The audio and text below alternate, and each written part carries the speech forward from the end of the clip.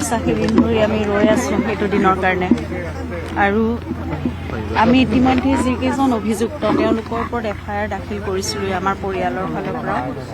গতিকে যেনেকৈ আমি আশা কৰিছিলোঁ সেইমতে তদন্তৰ কাৰ্যখিনি সম্পাদন হৈছে। সেইকাৰণে আশা কৰা মতে হোৱাৰ কাৰণে আমাৰ ভাল লাগিছে।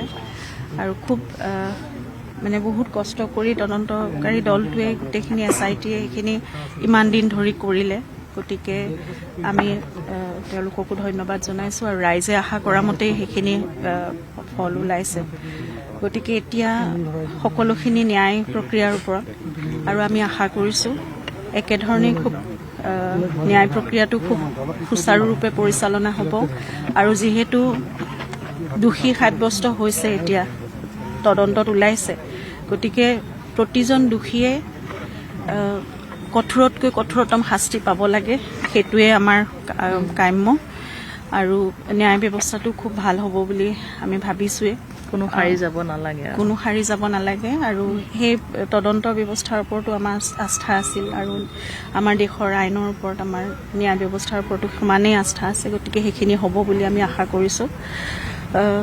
আৰু তাতে আজি মাননীয় মুখ্যমন্ত্ৰী মহোদয়ে কৈছে যে ফাষ্ট ট্ৰেক আদালতৰ কথা তেওঁলোকে হাইকোৰ্টত এপিল কৰিব। গতিকে সেইখিনি আমিও সকলোৱে বিচাৰিছোঁ, ৰাইজেও বিচাৰিছে, আমি পৰিয়ালৰ ফালৰ পৰাও বিচাৰিছোঁ যিমান সোনকালে পাৰে সেই ন্যায় প্ৰক্ৰিয়াটো আৰম্ভ হওক আৰু ভালকৈ পৰিচালিত হওক আৰু এটা মীমাংসা যাতে আমি সোনকালে পাব পাৰোঁ। আৰু পুনৰবাৰ কৈছোঁ দোষীয়ে কঠোৰতকৈ কঠোৰতম শাস্তি পাব লাগিব।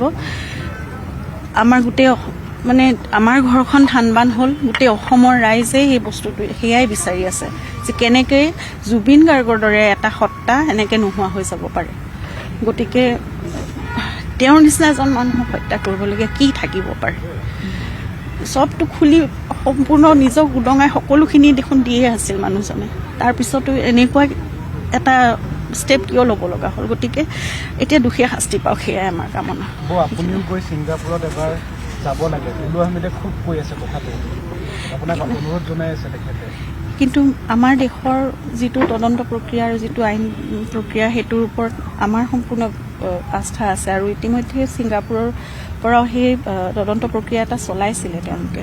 গতিকে এতিয়া মই ভাবোঁ আমাৰ দেশত আৰু আমাৰ অসম পুলিচে যিখিনি কৰিব, জুবিনৰ প্ৰতি আমাৰ যি মানে আৱেগ আছে সেয়া প্ৰতিজন অসমীয়াৰ আছে।